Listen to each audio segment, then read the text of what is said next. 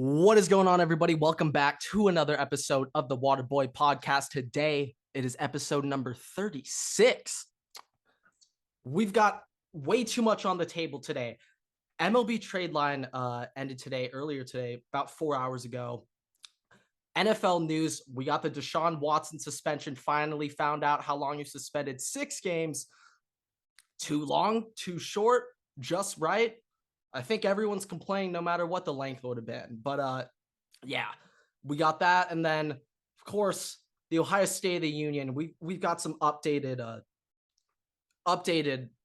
scares in the program that I'm going to be going over to start off this What a episode. good week for Ohio State fans. It's been an atrocious week, like for a while, and it's only getting scarier. So I mean, yeah, it hasn't been an exciting month. June was great. July not so great. August off to a horrible start. But in terms of anything else, we gotta go over. Okay, actually forgot to mention, but like and subscribe to the YouTube, guys. Like if you're watching this video and you aren't subscribed right now, and I know most of you aren't, because I checked the numbers. Over 80% of our viewers are not subscribed. Go click it right now. Brian, go click it right now. I know now. you're watching this right now and you're not subscribed. Click it right now. Click it. It's right. Go in the description. Right it's nice. It's big. It's red. YouTube makes it easy. Click it right now. Click it. Click it. And the like button. Click that one too. Click both. Click it. And share. And then listen to it again on Apple Podcasts or Spotify. And rate us 5 stars. And then listen to it again. But all right. Grandma with that being said, let's get into the episode. All right. So to kick off the episode, I just want to say it is August and football is officially back. Okay. Training camp has begun. Pads are getting thrown up. Well, not quite pads, but helmets are on. Practice are going. High school kids out there playing. The other day it hit me August 1st. And I remember my first high school like training camp or hell week, you want to call it or whatever.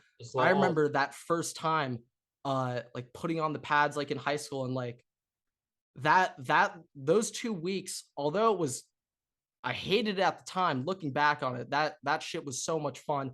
Football season's finally here, and I mean, if y'all haven't caught last episode with Shay and Quan, we go over the introduction of the start of the season. Phenomenal episode. Go look at it. But like, great episode. Check it out. We start fall camp tomorrow, actually, and I gotta be there bright and early. Rise and shine, baby. 5 a.m. Got to report. So yeah, hopefully all goes well over there. But yeah, football is officially back. I was scrolling through my like score apps, like check all scores for games. I noticed on Thursday, it's the Hall of Fame preseason game. I was like, wait a second, football is back. Holy shit! Real in quotations football, because I mean it is Jacksonville that is playing on Thursday. I'll take anything at this point. I just want to see guys out there playing football. I don't care. I don't even care if they're 8th graders. I'll watch anything. Grant's really into youth football. Yes. But yeah. You know what would make Thursday even more interesting though? Urban Meyer was still the coach of the Jacksonville Jaguars. Yeah, that obviously would have helped out a lot.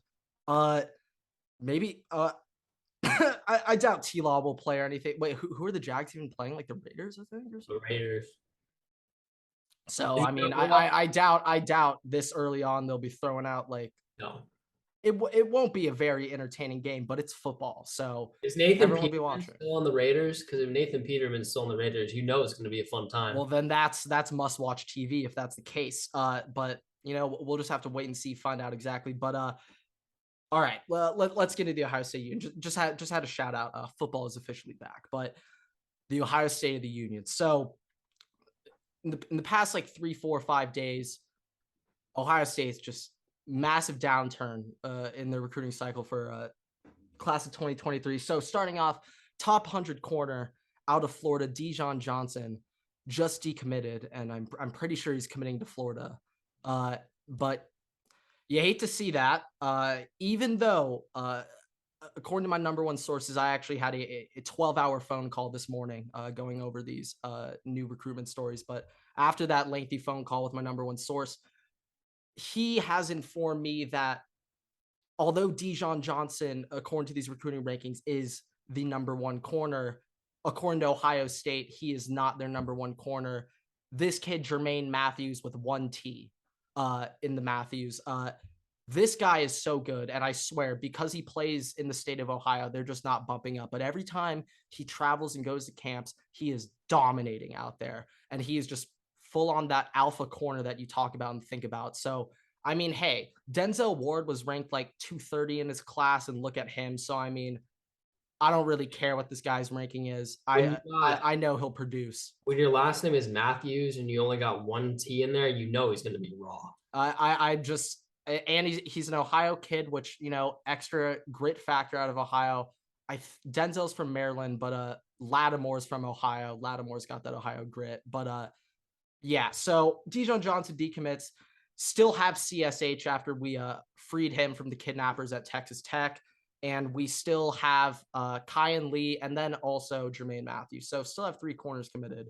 It's not the end of the world, but disappointing to see a top 100 commit go. But this is the commit that's a little more upsetting for me. Ty Lockwood, a borderline top 100 tight end who's been committed to Ohio State for like over a year now. This dude has been committed for the longest time. So he's been committed to Ohio State for a while. In the past 2 weeks, Ohio State signed another tight end, this kid, Jelani Thurman. Pretty sure I pronounced that right. He's slightly ranked ahead, but apparently they didn't tell Ty Lockwood they were taking another tight end, and that kind of angered him a little. So apparently after the other tight end committed to Ohio State, Ty Lockwood went to a barbecue at Alabama, and then he decommitted, and now he is committed to Alabama. So my man Ty Lockwood flipped off a fucking hot dog at Alabama. my man had a goddamn cheeseburger, dude, you gotta, with Nick Saban, and he flipped. If you're Ryan Day, you gotta ask Nick Saban what brand of hot dogs they're buying and what to put in the hot dogs. What's going on at the barbecue down in Alabama? Because I mean, Jesus Christ, like a barbecue? God, what the hell happened at that barbecue? I mean, this dude was committed for over a year. And this is the thing that's really weird to me. Ty Lockwood, usually Ohio State, a lot of players committed, like some of the bigger names, they are actively recruiting other guys to come to Ohio State with them, which is like, you want that. You want your guys to be recruiting. This guy, Ty Lockwood, has been one of the more vocal guys in the class of 2023, recruiting other high school guys. And now he's just decommitted suddenly over a fucking hot dog. I'm like, God damn, a hot dog. Ty Lockwood. Jesus Christ. But I mean, this dude obviously wasn't that committed to Ohio State in the first place if he flipped off a barbecue. So, I mean, that one was a little disappointing. And I'll be honest, going back to my number one source, if you know, you know. But after that 12-hour phone call this morning, I'm now completely convinced Alabama has flipped to the dark side. Nick Saban warned the college football world a couple of weeks ago, told his boosters, like, hey, I'm not going to be able to get the number one class every year if Texas A&M is allowed to pay these players X amount. So Nick Saban got that money. Nick Saban got that booster backup. Alabama now has the number one class. Yeah, they have number 1, Notre Dame 2, Oklahoma 3, Ohio State 4. Who cares about the rest? At the end of the day, after those flips, shit, Notre Dame actually might finish ahead of Ohio State, especially after like Carnell, Tate, and Ennis are dropping in the rankings. I mean, honestly, Ohio State might actually finish with like the 5th class in the country this year, when they were 1 for, I don't know, the past 3 months or whatever. So that happens with Ty Lockwood, but that angered me. But this is the recruitment that really just confirmed for me Alabama has officially gotten the booster backup support. Nick Saban is officially freaking like Darth Sidious right now, essentially. Okay. Palpatine. Richard Young, who's a top 30 running back class 2023, 5-star, who was rumored to Ohio State or Alabama for a long time, was Ohio State's number 1 running back prospect, but he recently committed to Bama. But apparently his recruitment at the end of the day came down to Bama and Oregon, not Ohio State. So also, I want to keep in mind 2 weeks or 3 weeks ago, another top 40 player in the class, another running back, borderline 5-star, committed to Alabama, class of 2023. Richard Young, another running back, ranked a bit ahead, but still another running back, also just committed to Bama. Usually those guys don't want competition with each other, but shit, he still went to Bama. And this is the thing, we know that Oregon is cheating. They literally got that kid's parents like jobs at Nike, and like they're like announcing deals and stuff. Like we know Oregon is going just haywire in the NIL. So I wouldn't be surprised if Nick Saban called up this kid and said, if Oregon's giving you X, we're going to give you X plus Y to come to Bama. And he was like, yep, I'll sign the papers right now, coach. That's what I'm thinking. That's what I'm thinking. So to connect this back to Ohio State, relate this back for the State of the Union. Now, Ohio State is currently not cheating. They are not currently going out offering all this money to players to come. But if Texas A&M is able to blatantly cheat last year, obviously cheating with the amount of 5-stars they're signing from all over the country, if Texas A&M didn't get the death penalty for the shit they pulled off last year, and instead they get rewarded for it, and no punishment happens, and now they're have a class to contend for a national title. That's how stupid good their class was. I mean, Ohio State better start cheating. Jesus, if you're not getting punished for it, start cheating. Over like the last month and a half, like ever since Ohio's draft, like recruiting class has gone down during that span, you've heard nothing from Jimbo Fisher. You've heard nothing from Nick Saban. After they got in this huge argument over how I'll be honest, there was that argument between them earlier with the SEC media. You have heard. And then immediately after that, they stopped talking, and then all the players just start flipping to the SEC. What is going on in the SEC? You know what, Everett? That's a connection I didn't quite think of. I mean, those boosters heard them, and they were like, okay, coach.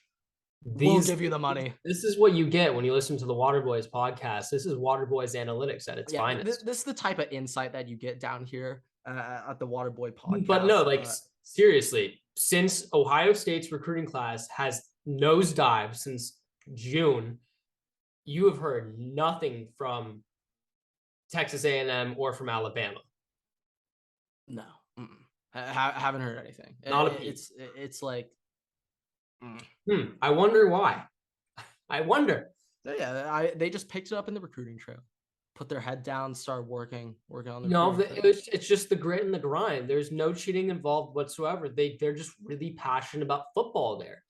Well, I mean, Alabama I can get, but it's like the A&M is just like Jesus. That shouldn't be happening. It's like the Ole Miss all over again when like Treadwell, Kendichi, Tunzel all went. It was okay. Like, none of them panned out. Wonder how much money they got to just randomly go to Ole Miss. Like what? Karma kind of got them. None of them panned out in the NFL. So at least there's that. Yeah. Was Swag Kelly on that team? Laramie's good. Laramie did, yeah, kind of. Laramie's good. Was Swag Kelly on that team? I'm not sure. I'm not sure if he was a Q there exactly. Swag Kelly though, Mr. Irrelevant. Hilarious that Swag Kelly was Mr. Irrelevant, but yeah, that dude's a mess. We're not going to bring up Swag Kelly right now. Okay. I got 2 more quick little things of college football after the State of the Union. So real quick, PFF College ranked their top 5 Pac12 teams. Is this Anthony Trash again? No, not Anthony Trash, but just PFF College. Maybe this was an intern or something. I'm not sure, but top 5 Pac12 teams for next year. Number 1, Utah. Not going to argue. Number 2, Oregon. Okay. Number 3, UCLA. Bold. Number 4, Washington State. Number 5, Oregon State. So yeah, no USC on the list. PFF, what you doing? Yeah, like, just is Anthony Trash getting you on the good stuff right now? Like, because I swear to God, like, you don't know. We literally said PFF needs to be banned from ranking college football. Now, like Utah 1, no problems there. No, like that's Oregon fine. 2, I respect that. fine after last season, sure. Even though like they lost Cristobal and they lost Cable, whatever. Sure, put it 2, but UCLA 3, Washington State 4, Oregon State 5, and no USC. PFF, I got a question for you. Can you name a starter on Washington's football team? Washington State. Cougars, Washington put some State. respect. Sorry, Washington State's football team. Yeah, don't disrespect them. Yeah, they're tough. Name a starter on Washington State's football team. No, yeah, I mean, it's just like, I mean, I guess it did good interactions, got good enough for me to bring it up on here. Yeah. So, I mean, I guess they did their job right. But I mean, if that's I'm not gonna sit here and lie and say I don't look at PFF stuff. I look at their fantasy football stuff, but when it comes to college football, it's all for the clicks. Everything. Yeah, they've shown that. So another, honestly, this one, I'm not really sure if it was a click post. Like this one seemed pretty serious to me. 24/7 Sports ranked their top 20 coaches in college football headed into the 2022 season. Quote their words. Number 1, Nick Saban. Number 2, Kirby Smart. Number 3, Dabo. 4, Lincoln Riley. 5, Jimbo. 6, Ryan Day. So just based off that list, I got a couple reactions, but you know, I want to hear what you got to say first to that, you know? Fuck you, Jim Harbaugh. That's what I gotta say.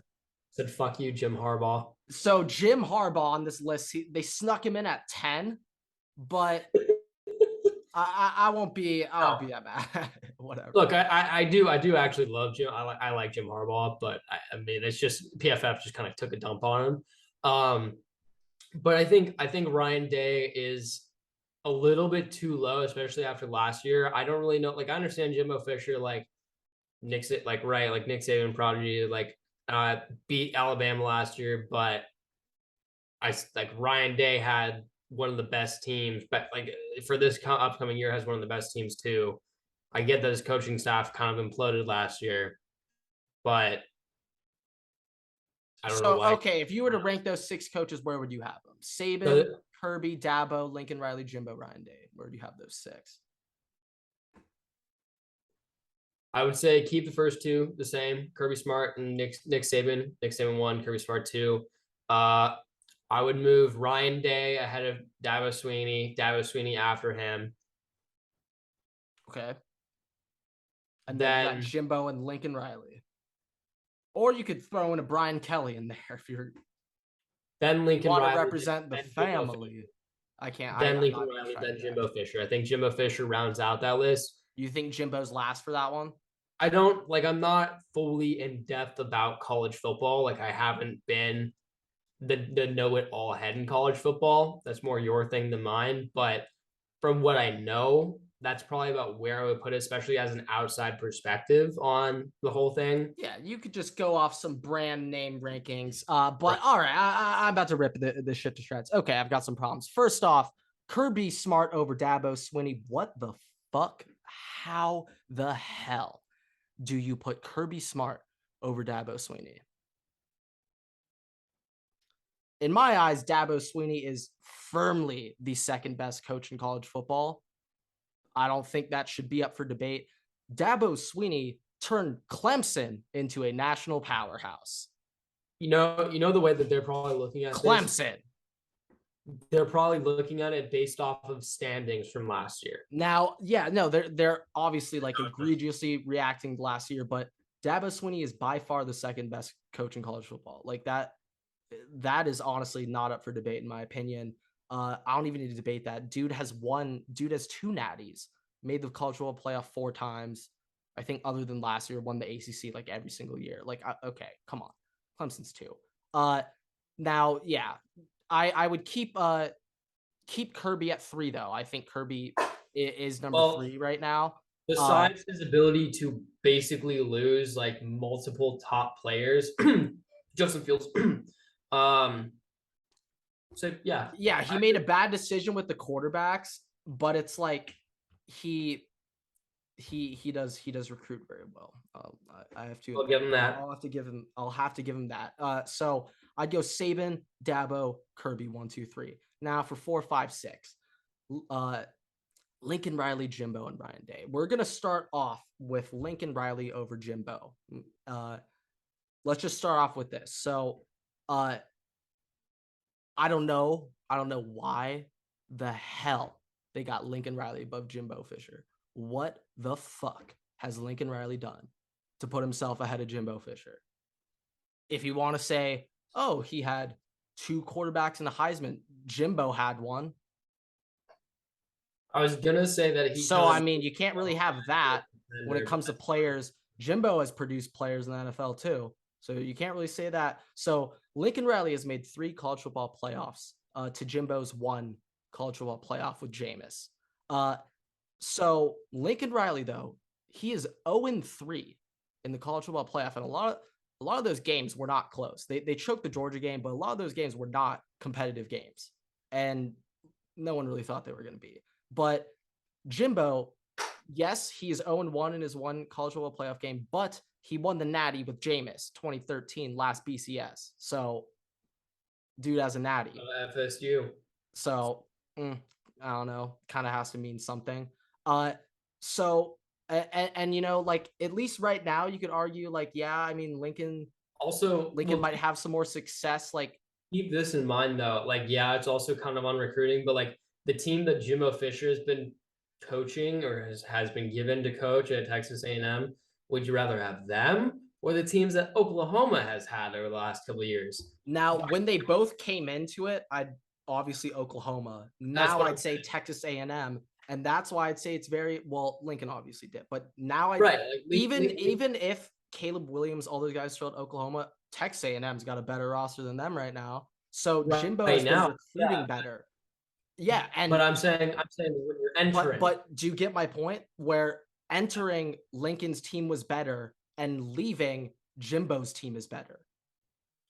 Because Lincoln, yeah, I mean that makes sense. Jimbo made up for it in recruiting. So Jimbo, give him the non-recruiting as well. So Jimbo for me is the number 4 coach on this list in college football. For me, he's number 4.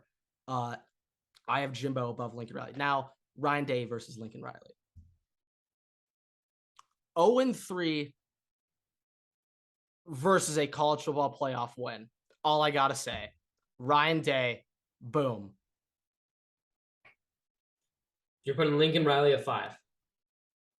6, Ryan Day 5. 6, okay.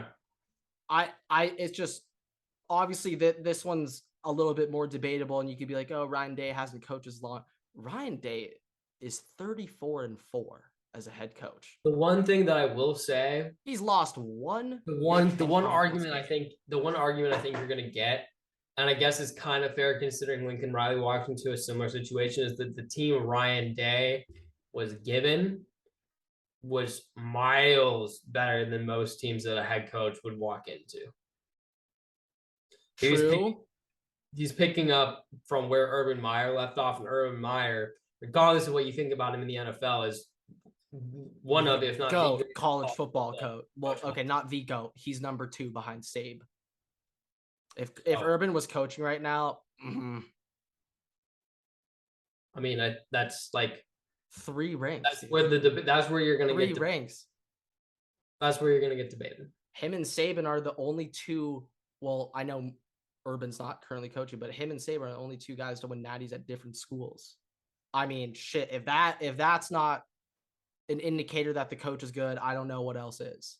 But Jimbo Fisher could be coming up on that. No, exactly. Jimbo has turned that around. Now Lincoln Riley has the chance to like really prove how he is as a coach if he takes USC to 11-1, 12-0 every year. And I am a USC guy, so I'm obviously rooting for that to happen. But USC, when Lincoln Riley and everybody first got there, Caleb Williams transferred and everything, USC's like skyrocket. Like everybody was hyping them up, like thinking they were going to win the Natty this year.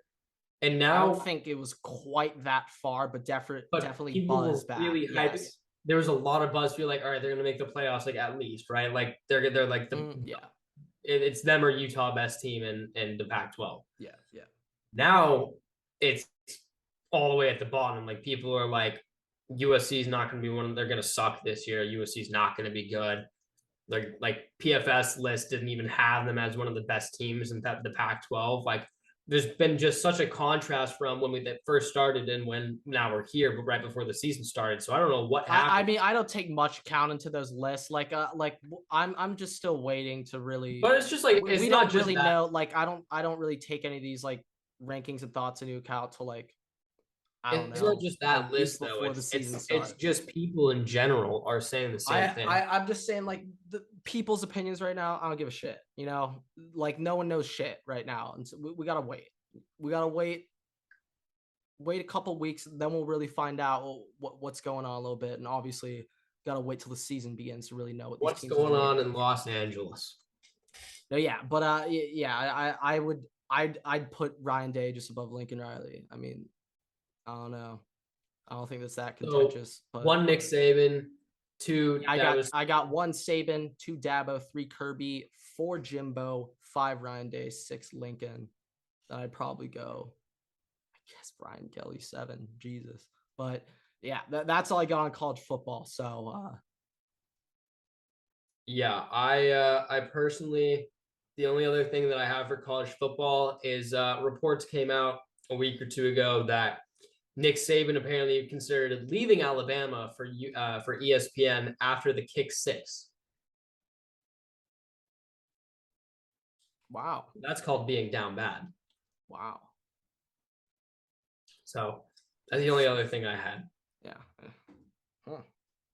Okay. All right. Well, we can jump into some NFL now.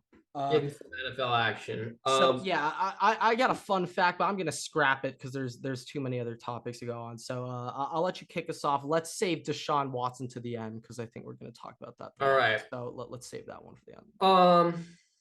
You know, I got a lot of possible topics here.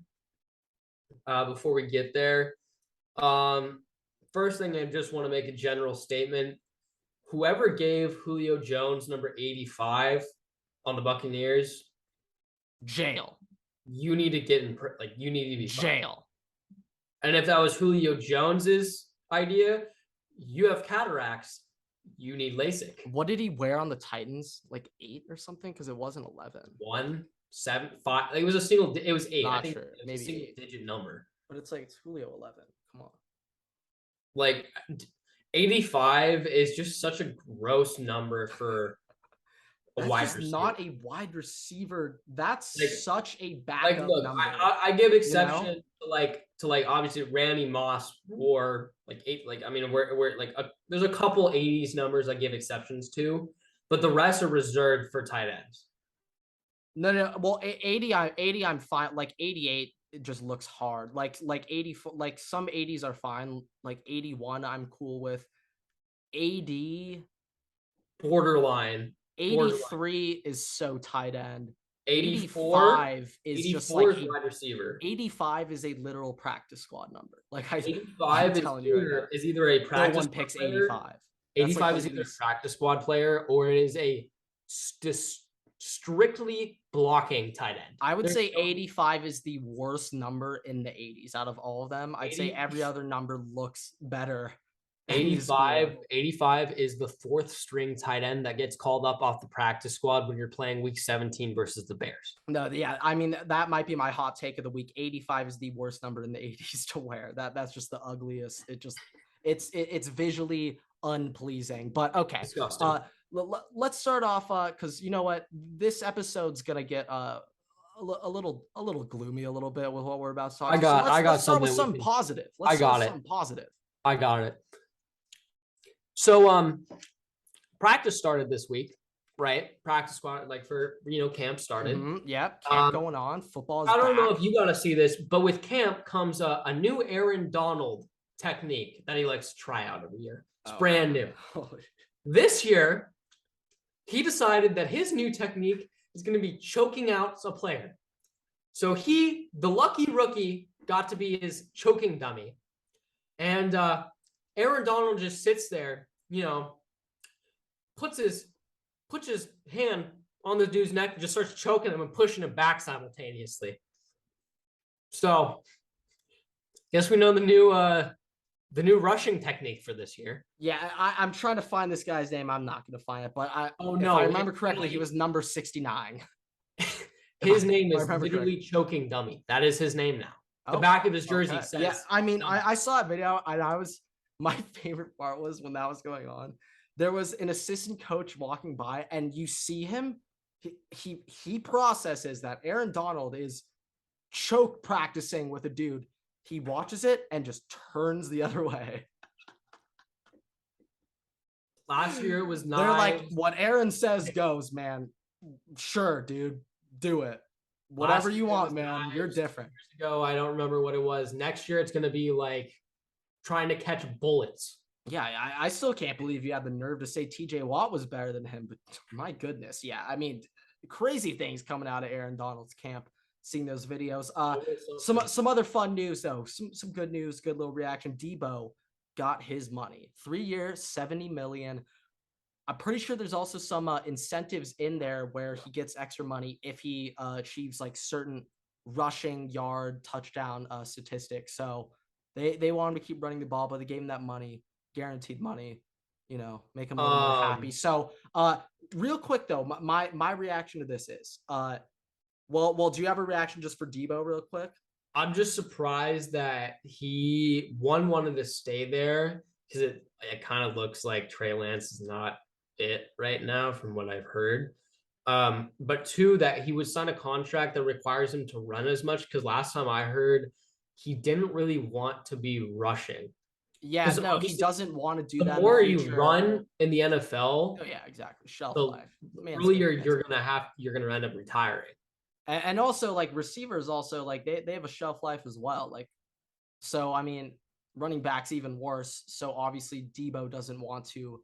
Deebo wants that third contract, man. And speaking of contracts, Deebo's on a 3-year extension. Trey Lance will be scheduled to hit free agency around the same time as Deebo. So if these reports are true that the Niners have selected Trey Lance as their starter, all right, Trey, you got 3 years with Deebo. You better prove yourself, because after that, I doubt the Niners re-sign Deebo. After that, I wouldn't. Don't forget that Ayuk's there too, and Ayuk. So apparently, Ayuk is Trey Lance's favorite target. Fantasy number. That's what I heard. And like, he's got a Kittle too that plays 9 games a season, so he's got that. He's got Elijah Mitchell, Trey Sermon still on the team. Yeah, I don't know what happened last year. Why Brandon Ayuk just like played 3 games, but. Hopefully there'll be more for him. He was a good player his rookie year. I think maybe those reports last year were like he was clicking with Lance and people thought Lance was gonna play. Maybe that was it. I don't really know, but even last year people had Ayuk above Deebo preseason. I remember fantasy and stuff, and then I just remember like, oh damn, Deebo went off, not Ayuk, and then by week 4 we're like, it's Deebo's team. I just don't because Ayuk's first year with Jimmy Garoppolo was it was his rookie year, and he was doing numbers. And then Deebo, I think, got hurt, and then he came back. So that might have been why there was no Deebo, so someone had to take volume. But no, yeah. I mean, I don't exactly know entirely what was going on there, but yeah, I mean, some positive news for Deebo, even though it just got Trey Lance. But yeah, okay, we got some more dim news now. No, I got one more. You got more happy stuff? Kind of, yeah. If don't have much of this today. Everybody knows, if you're watching or listening to this podcast, if it's your first time, I'm a diehard Vikings fan. So I don't like the cheese heads. So I like to just kind of dump on the Packers, Aaron Rodgers specifically. He is the bad man, but that doesn't stop me. So from Warren Sharp, last year, the Packers played 8 teams against a rookie, backup, or injured. Rookie. That's a new term, rookie. A rookie, backup, or injured quarterback. They went 8-0 in those games. Yeah, you guys in Minnesota got some weird ass lingo. But all right. Outside of that, every other game, their record was 5-5 in the other 10 games. That includes their only playoff loss in the playoffs, or I guess they just lost, so their playoff loss. So the Packers essentially are only good against bad teams, is what it seems like. Outside of that, they split. Yeah, I mean, Packers have a bit of a track record not doing too hot in playoffs, not getting their way to the Super Bowl, especially with I don't know, one of the best quarterbacks of all time as their franchise guy over the past, I don't know, 18 seasons or whatever. But I mean, yeah, I do think though what they have now is way better than anything they had with Mike McCarthy, even though they won with Mike McCarthy. Like they actually, like, I think having a defense is very important in the NFL, and especially to win a Super Bowl. Okay, And I think they're prioritizing that a little more. The Packers defense right now, they clearly are. They're letting Tay walk and stuff. It is very good right now, but the defense that they had when they won the Super Bowl with Mike McCarthy or around those years was one of the best defenses in the NFL. That, like, remind me of some. Was that like Clay Matthews? Was that like BJ Matthews? Was Charles Woodson, BJ Robbie?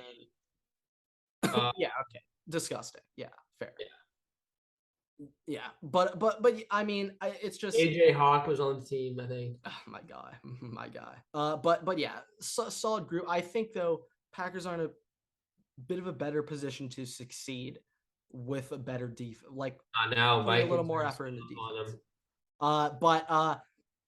Yeah, that's what I got on the NFC North, or what you got. You got some Vikings talk want to get into right now or no?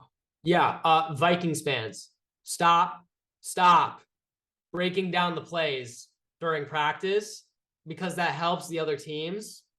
The Vikings. Well, how good are these breakdowns? Are we talking these are legitimate you could actually listen to, or is it some they found the play art. They literally found the play art and posted the play art for the play. Oh, not film of the plays, just the literal. They filmed no. So what happened is the Vikings, for their first practice where people could come an open practice, they requested. To be honest, I don't think they're running too serious shit at those no. Yeah, I mean, obviously, if it's an open practice, you're not running your best plays that you're gonna rely on, but they still are plays in your playbook. So I'm gonna discredit that a little bit though, just because I think they kept the Vikings that in mind. Most NFL the Vikings asked all in attendance to not post videos of the plays online. Vikings fans, being Vikings fans as we do, we're overly excited, still post them online. And then this is where the idiocy comes in. We had dudes sitting there for hours on end watching the film, going into O'Connell's previous playbooks, and how did they get those previous playbooks? They just look up Rams playbooks from etc. a year. I mean, they have play arts. Just Google that and it shows up. Basically. Keep going. But they have archives, but they literally went through and looked at everything, and they're like, all right, it's this play. And they posted the play art of what the play was. It was called Flagship or something is the main play in question. But Vikings fans, you gotta stop. We gotta stop. We want to win some games. We play the Packers week 1, man. I'll be honest. I am slightly confused as to how these Vikings fans have access to prior Kevin O'Connell playbook. So here's my reason. I have probably seen examples of 3 to 5 Ohio State plays in my life over the past 8 years that have popped up, and I'm constantly digging for those. And I feel like an NFL team would run their ship a little tighter than a college team, and I feel like the college playbook might leak a little easier than the NFL one. I don't know, but I don't know how this guy found it. All right, but he found it, and it was confirmed to be a play from the Rams playbook that Kevin O'Connell all right. used on this play that was filmed. So fair enough. I mean, whoever they are, the Vikings should hire that dude though, because I mean, if he can do that with our stuff, send him over to the Packers, get him to film some stuff, bring him back. Yeah, but yeah, that happened. Okay, got some other news. Miami Dolphins have been punished for allegedly, I'm pretty sure they got punished for their tampering with like Tom Brady, Sean Payton. There was one other thing. I'm That was forgetting. it. That was it. They did I think have there was one their other thing. their tanking, Oh, that was it. but that was unrelated. But real quick, is that a punishable thing? Yeah, you get punished for tanking if it can be proved, but it's not been proved. I mean, it's pretty obvious in a lot of cases when Yeah, not it's just in the obvious, but, NFL, in a lot you of know, leagues, you can gotta.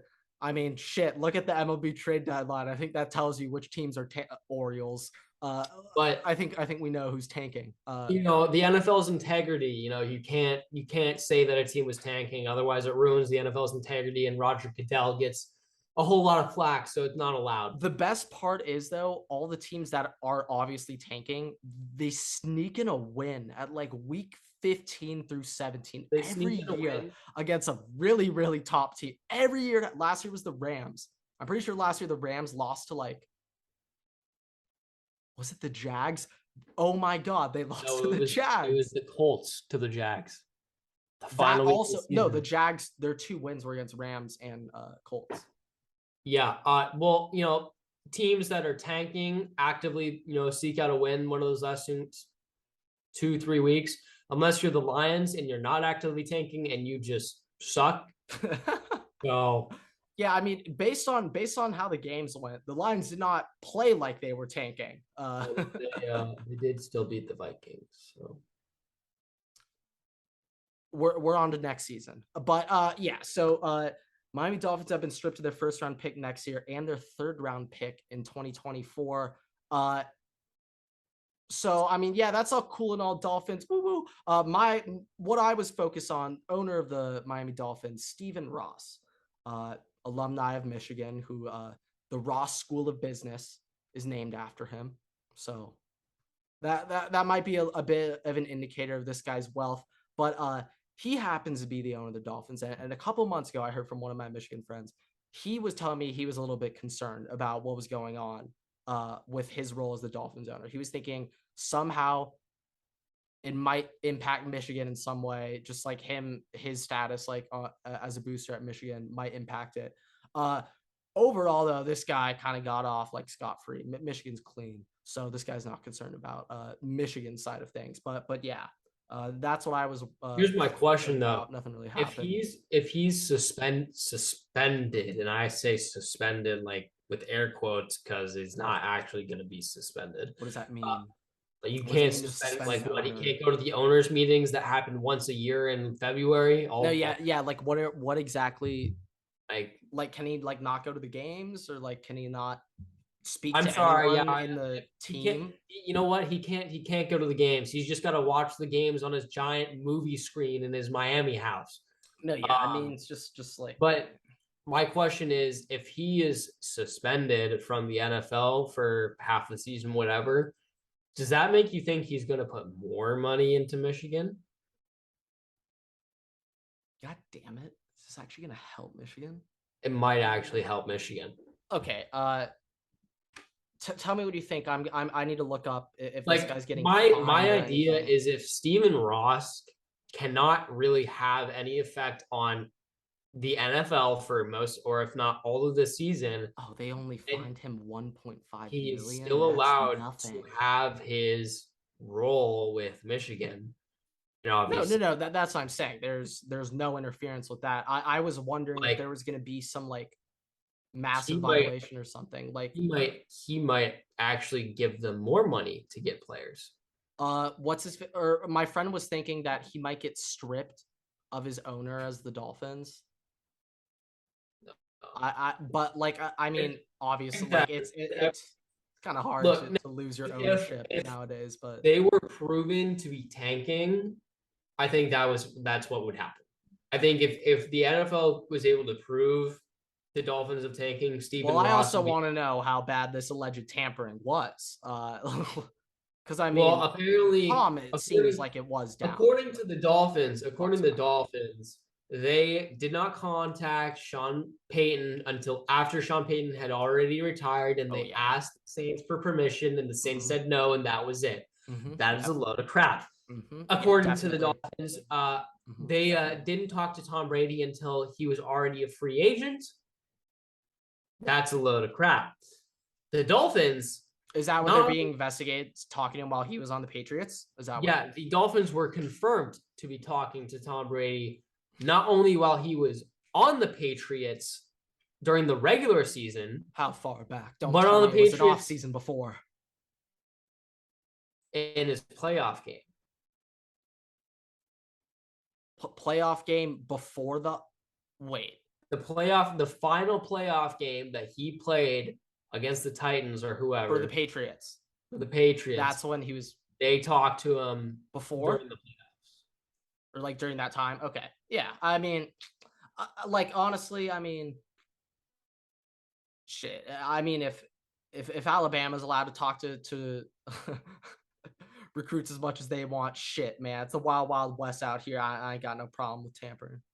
No, I'm kidding. Obviously, there's a problem with that. The Sean Payton thing is a little more weird. Do you think that Belichick has punishable in my opinion? Do you think that Belichick had something to do with this? Keep in mind. Well, I think Belichick and Tom might have had a fallout halfway through that last season before they even got to the playoffs. Well, keep in mind. They may have had a fallout literally like after they won 28-3, like before they even won the game. Keep in mind, Bill Belichick butting heads accidentally texted Brian Flores about the whole ordeal with the Dolphins. Oh. Obviously, that led to other stuff. Oh, wait a second. But that also led to this whole ordeal. What are you insinuating, Everett? I think that Bill Belichick got the Dolphins' first and third round picks taken. Do you think now, I don't know if Tom Brady told Bill about the situation, but I wouldn't be surprised if Bill found out that Tom was talking to Dolphins. And so he's like, I'm about to start fuck with their head coach, Brian Flores. Wait, what did he know? When this was happening, when was this interview with Bill Belichick and Brian Flores occurring? I'm very confused. Well, I feel like Brian Flores was already a head coach. No. The text messages with Brian Flores was this year. Was this? Then yeah, definitely a possibility. Well, kind of a dirtbag move. I guess Brian Flores isn't directly the Dolphins anymore, but shit. Fuck it. It's Bill Big Balls Belichick. You don't think that he's going to be doing that? Oh, no. Now that I think it's more so Bill knew he wouldn't have got punished anyway, but it just brings light to the situation to like get Brian Flores to start talking, be like the Dolphins maybe tamper or Dolphins maybe tank. I think that can make sense. Also, just to make it clear, there's other stuff that Brian Flores was talking about, but we're going to push that to the side, focus on this. Yeah. Just got to clarify that. Yeah, we're about to get into a heavy topic with Deshaun Watson, but real quick, I got to take a piss. In the future, hopefully this is when we have a message from our sponsors, but for now, piss break. So, Grant's whole ordeal is that COVID ruined his bladder. Just if anybody was curious why there's always a piss break in the middle of the episodes, it's because COVID ruined Grant's bladder. I already went over it. I don't need to go over that again. That story makes complete sense. And you guys say I've killed this water bottle throughout this video so far, and this Gatorade's also been like I've been drinking throughout this pod. But all right, into Deshaun Watson. Maybe some might say this NFL suspension. Whoever was doing this list was drinking a little bit before he gave out the suspension. But okay. Deshaun Watson, you know what? I'm gonna let you kick us off with Deshaun Watson. I don't want to start it off. I'll let you kick us off. What are your thoughts on the 6-game suspension? I get the honors. Deshaun Watson. I get the honors of going over this topic. How lovely. All right. So if you're living under a rock, Deshaun Watson got suspended for 6 games for sexual misconduct, we'll say, with 30 women, possibly more. But I think I obviously have no idea the exact number, but like I could be up to 60. I've heard it was like 60 or something. I think it's 30 official like court. Look, if you want my honest opinion is that it's a load of BS. He should be suspended for the year and not indefinitely. The comparison that I'm gonna make is Trevor Bauer in the MLB. The dude's not coming back, and obviously it's different because Trevor Bauer's career is pretty much over. Honestly. Trevor Bauer had like evidence against him, like concrete, like so. I understand that it's words. Well, this thing about Bauer, real quick. I actually finish your point. I need to pull this thing up real quick. Okay. So Bauer obviously there's more to his situation than Deshaun Watson has, but regardless of that, Trevor Bauer had the ability to get reinstated in the MLB and is still not. He's not coming back to the MLB. His career is done. Deshaun Watson gets a little light tap on the wrist, 6-game suspension. I think that that's pretty heinous. Also, just to note, in case you are curious, Calvin Ridley got a full. Well, before we get into that, I want to finish up on Bauer real quick because I got a bunch of cases that I'm about to compare this case to. So, Trevor Bauer got a 2-year suspension from the MLB for, I'm pretty sure it was 2 non-criminal sexual assault allegations. Deshaun Watson so far has, I'm pretty sure has gotten 30 official, like cases or whatever it's called for sexual assault. Trevor Bauer got 2. I'm also pretty sure Trevor Bauer settled with, the one, like, I'm pretty sure it was with just one woman on 2 separate times, but he settled with her. Deshaun Watson also settled. Just the difference though is like Trevor Bauer's was 2 cases. I'm pretty sure Deshaun's 30. I'm pretty sure Deshaun 30 Watson cases only settled with like 4 people. I'm pretty sure they just announced he settled with all of them. Oh, with all of them? Yeah. Like, to be honest, another thing about Deshaun Watson's case, I am pretty sure all 30 cases have been settled. So the justice system did not find Deshaun Watson guilty of any charges. Same thing with Trevor Bauer. He was not found guilty of any charges. Prosecutors did not find him guilty for anything yet.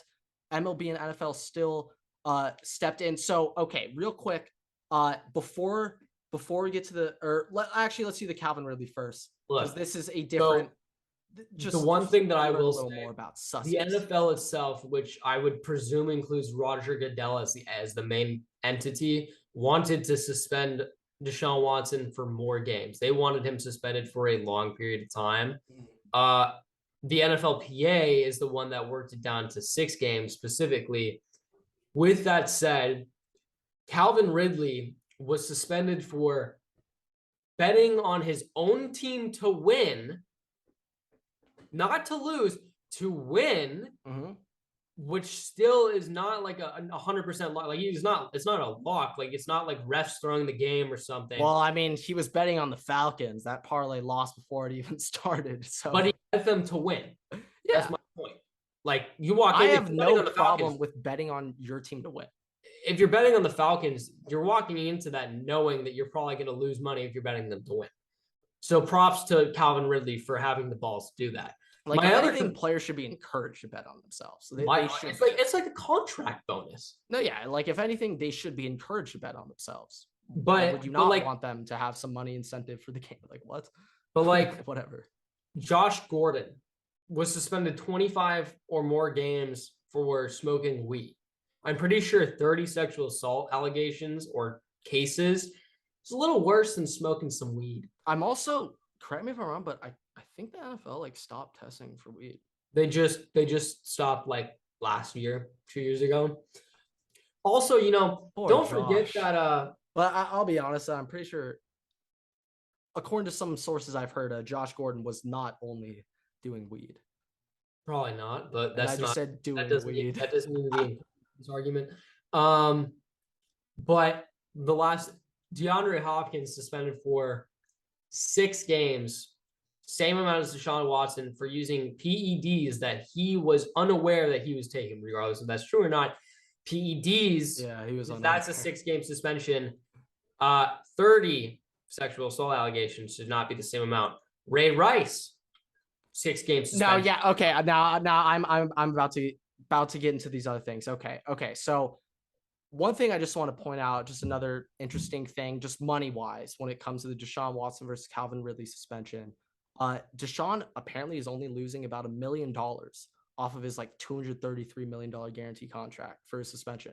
Calvin Ridley is losing $11 million next year for being suspended the whole season.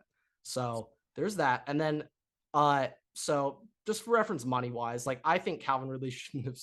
The fact that they suspended for a year is hilarious. That's hilarious. Whatever. NFL going to be the NFL. But okay, let's I want to get to the Ray Rice, and I want to get to some other ones that they're comparing it to where it's similar cases. So first, Big Ben. Big Ben in the 2010 NFL season, he was initially suspended for 6 games and it got reduced to 4 for alleged sexual assault. Now, I read into this. Prosecutors did not charge Big Ben for sexual assault, just like how Deshaun Watson was not charged for his cases, although Deshaun had 29 more than Big Ben had. However, Goodell still suspended Big Ben because, quote, nothing about his conduct can be remotely described as admirable, responsible, or consistent with either the values of the league or the expectations of our fans. So those were Roger Goodell's direct words for the Big Ben suspension, giving him a 6-game suspension, which got reduced to 4 for having not been charged by the justice system for it. And the NFL still decided to punish him 4 games.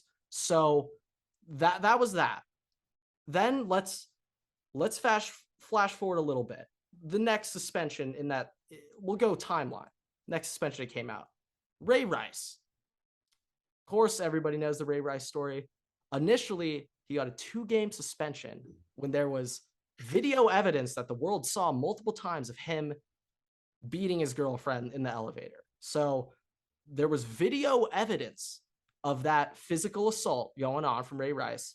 And initially, he only got 2 games, yet a couple years before, Big Ben got more games, and he was like, they didn't even have evidence. Now, I'm not saying Big Ben should have been suspended less. I'm just saying, how the hell are you going to punish a guy where there's video evidence of him less than a guy where there isn't? That just doesn't make sense. That literally doesn't make sense, just based off that logic. NFL screwed up bad. Obviously, Ray Rice, pretty sure never played again in the NFL after that. But just the way that was handled, I mean, NFL, like, come on. Like, that's a bad look. So then flash forward a little bit. Next big case kind of in this department, Ezekiel Elliott. You had AP as well in 2012. I think. Yeah. I'm thinking Zeke's like the next like big one that like really got big flashy attentions. But I did research on Zeke too. So so like halfway through the 2017 season, remember the court case got like dragged out. Alvin Kamara, same situation. His hearing has been delayed to like, I think they said do you want my opinion on that, by the way? He'll be playing until then, maybe. We'll see. The reason why Alvin Kamara's suspension hearings got moved back is because the public reaction to this has been so bad that they moved it. They just can't deal with. They can't do another. They gotta wait some time. And know that Kamara's suspension is gonna be like 2 games because it's the NFL. Yeah, and like this, like, okay. Before we start talking, I want to get back to Zeke. So like halfway through the season, Zeke gets suspended for 6 games, or I think it was 8 games actually. Was it 8 or was it 6? Was it 8? I gotta look this up. Initially 8, reduced to 6. Okay, initially 8, reduced to 6. Okay, better information. So initially they suspend Zeke for 8 games after his ex-girlfriend accused him of domestic violence. Once again, the Columbus City Attorney's Office. Now, I will put a quick asterisk behind this because Zeke obviously played college football in Columbus. And based off the story I heard about Jack Miller, who was a 19-year-old at the time who had a DUI, I think 2 or 1 season ago. After hearing how the police handled his DUI, I can understand why the Columbus City Attorney's Office didn't really look into the Zeke case too much. But the Columbus City Attorney's Office said they would not pursue charges against Ezekiel Elliott. However, the NFL's legal experts deemed that there was, quote, a substantial and persuasive evidence supporting a finding that Elliott engaged in physical violence multiple times in July of 2016 after his rookie year. So after that, they gave him an 8-game initial, reduced to 6. So just real quick, Zeke and Ray Rice charged for the same crime. However, Ray Rice had video evidence. Ezekiel Elliott didn't. Ezekiel Elliott got 6 more games than Ray Rice on the first initial suspension. So NFL is obviously has no set way of doing these suspensions. They're just throwing shit around. You would think they would know by now how to handle, especially with the current situation of the world. No. But those are the cases I looked at, and then now we're at Deshaun Watson, where he, like a lot of the cases just mentioned, no charges found against him from prosecutors. But this time there's 30 cases. Dude, 30 is like, this time there's 30 cases. Look, like if you on the side of the argument where like, all right, there's 1 accusation, 2, like it could be just cap. All right, that's your choice. There's 30 people saying this. Something's got to be true. There's not just 30 people who are getting together in a group chat being like, it would be crazy for them to be like conspiring together. No, it's not like they just wake up on a Saturday morning and they have book club and like, you know what would be fun today, Grace? Let's just make like Deshaun Watson let's just cancel Deshaun. Like, let's just cancel Deshaun Watson. I mean, now, like, maybe in smaller number cases, and there have been cases shown in the past where, yes, some of these girls crazy and they are lying, but 30, I mean, 30, that's all right. That's a little different. You know what? This topic's been going on a little long. I want to get to the MLB. It's a little dark. No, yeah. I mean, overall, I think I overall with the whole suspensions, I don't really think it's my place to really talk, and I'm not going to give my opinion how long I think these guys should be suspended. I just think there's zero consistency here. There's zero consistency, but you know what? Consistency. I will give my opinion. Deshaun Watson should have been suspended for longer. That's my opinion. For the year, you think?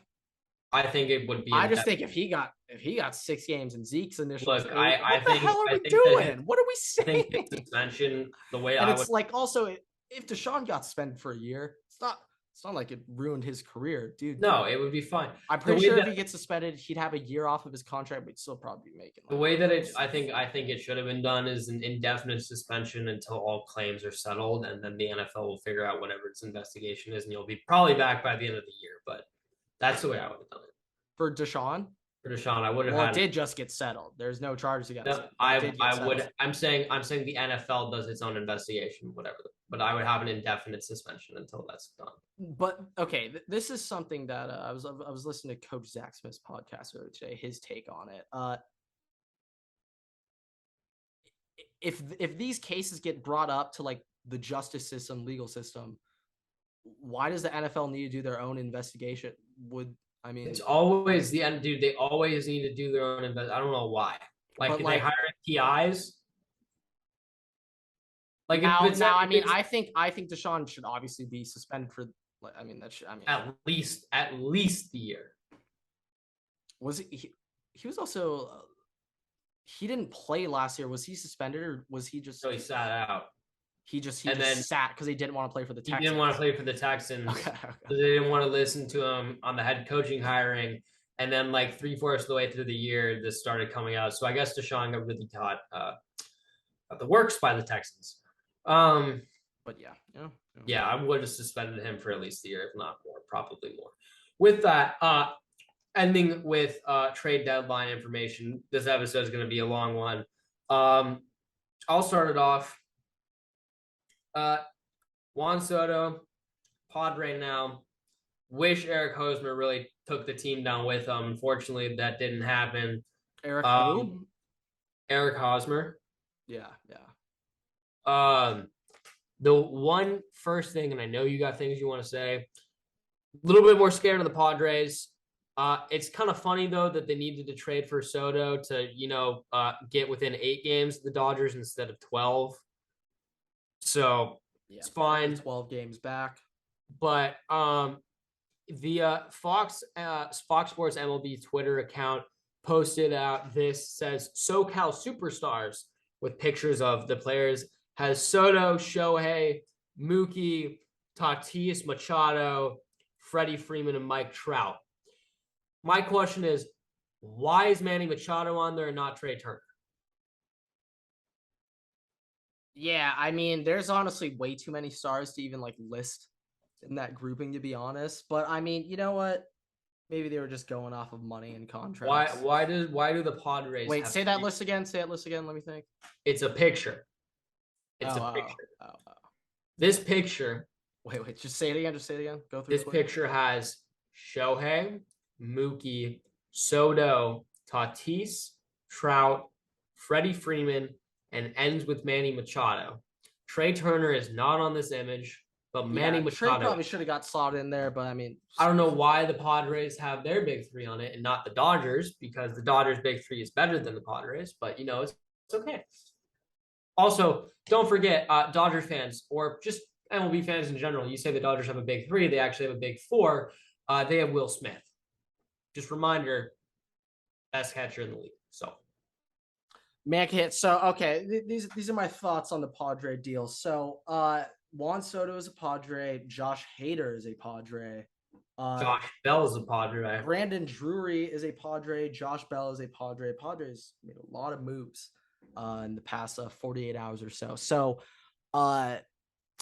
before all this happened, though, before all these moves with the Padres went down, Padres made an interesting move in my eyes. They signed starting pitcher Joe Musgrove, who's a Cy Young candidate this year. They signed him to a 5-year, $100 million extension. So when I saw that, my first thought was, okay, it's 3 days before the deadline. Why sign a pitcher to an $100 million deal? Like, is this an indicator like, oh, we're not going to get Soto, so now we have more money freed up, so screw it, we'll just re-sign Musgrove now? That's kind of what I was thinking. No, that did not happen. They signed Musgrove to that deal, and then the day after, they trade for Josh Hader.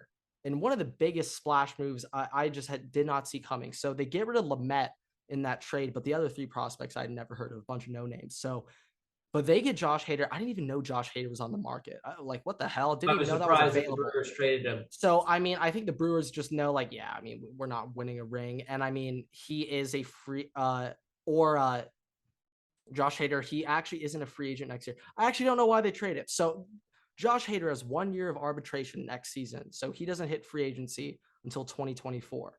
Soto also does not hit free agency until 2025.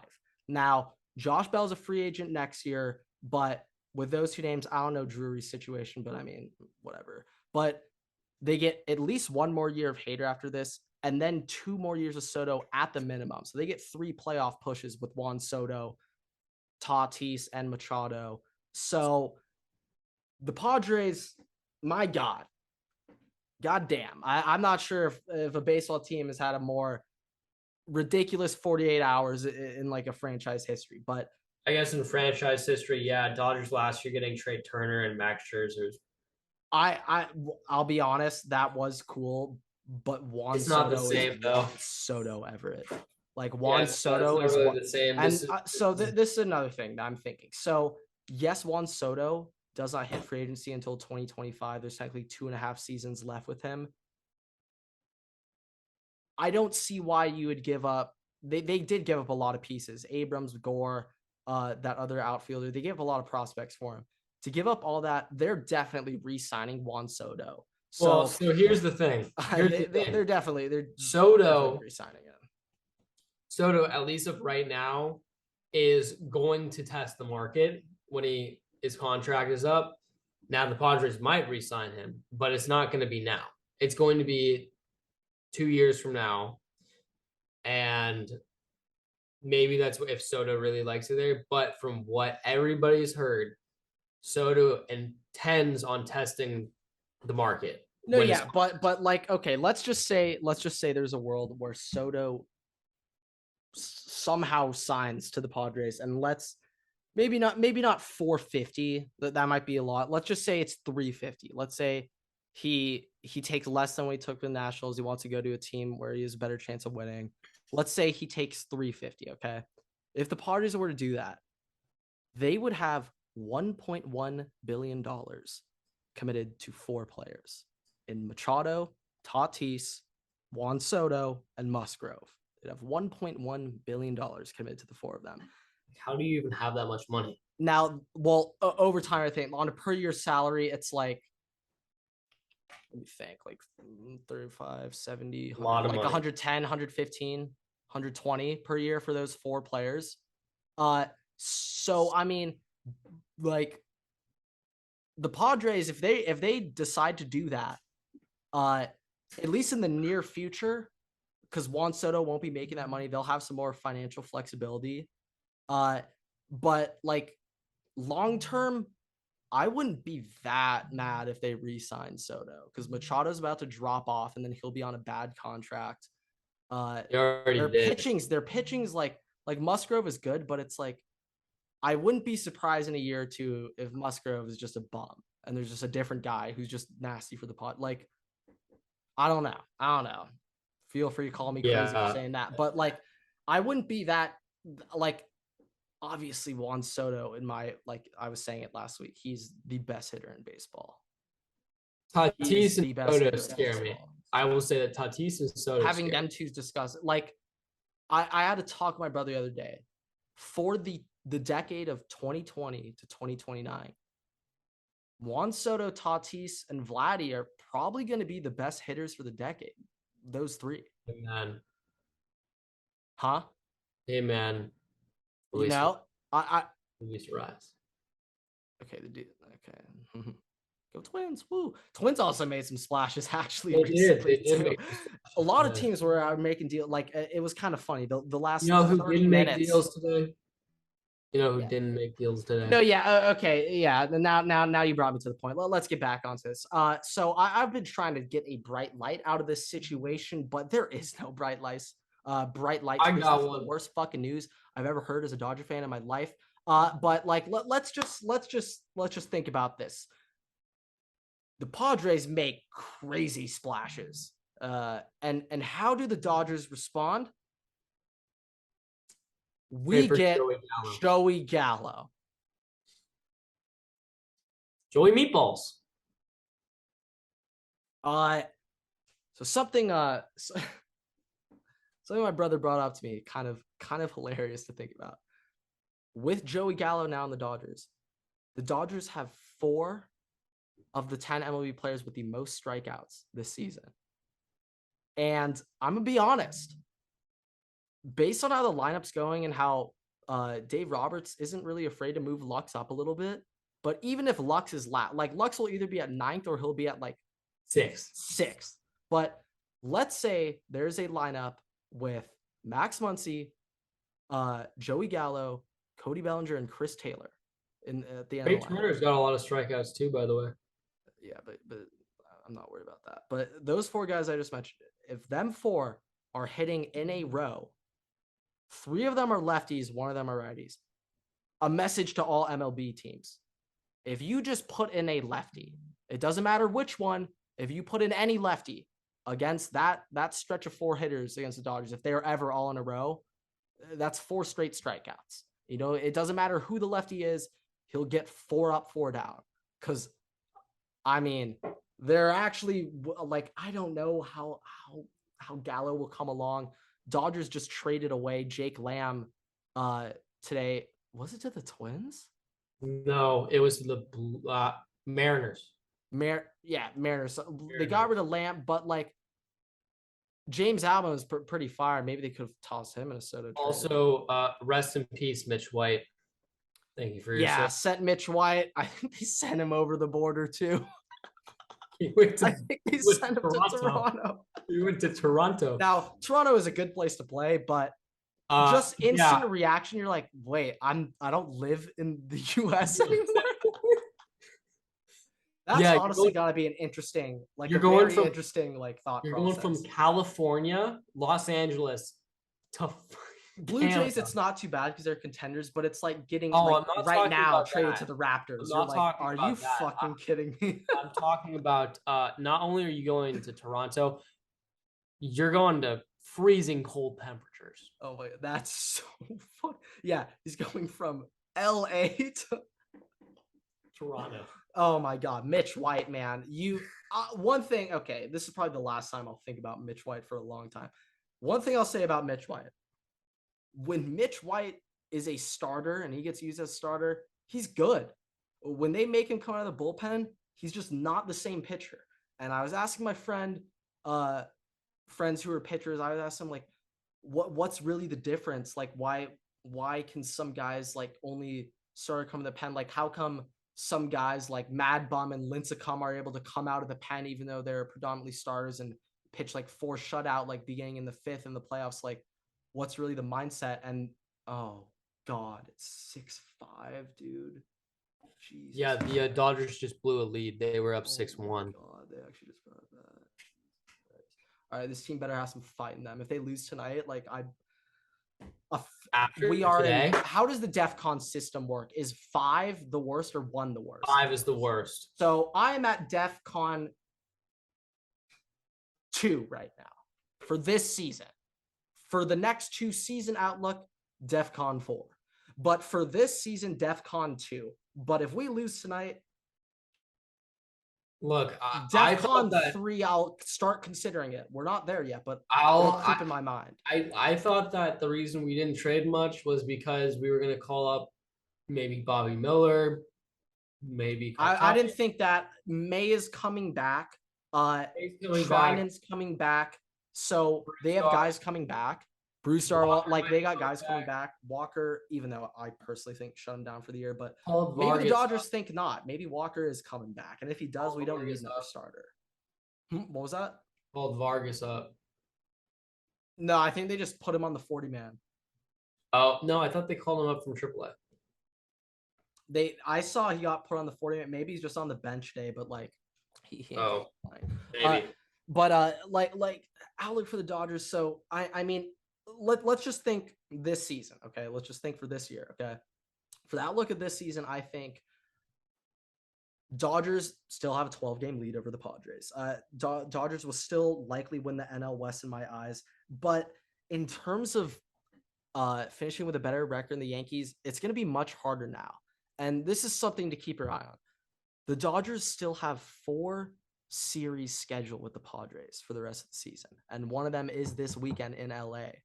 I'm definitely gonna have to go to one of those. Maybe I get to watch Joey Gallo's first golden sombrero in a Dodger uniform. But I definitely need to go. I definitely need to take that in. But they have 4 more series with the Padres. And before the Juan Soto trades happened, I was sitting there just thinking to myself, Dodgers will, I don't know, 4 series. Let's say it's like 14 games left, 2-3 games, 2-4 games.